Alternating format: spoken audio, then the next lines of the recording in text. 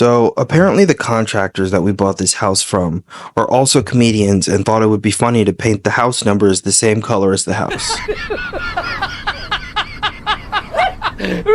I can't, don't let me, Rob. It's okay.